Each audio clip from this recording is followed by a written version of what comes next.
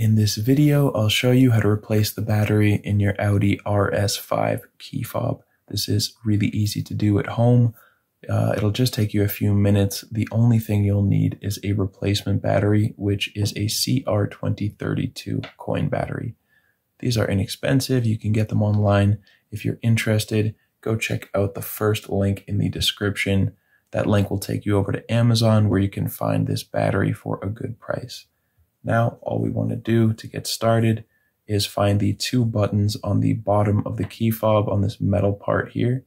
Hold both of them down and pull out the key.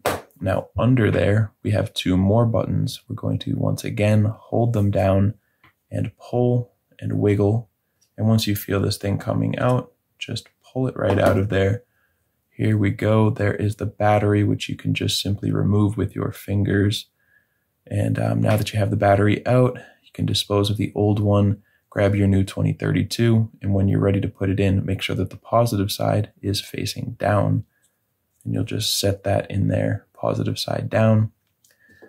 And when you're ready to put this back in, if the buttons are facing up, the battery should be facing down, and you just slide it in, click it all the way down, and now we can put the key back on there.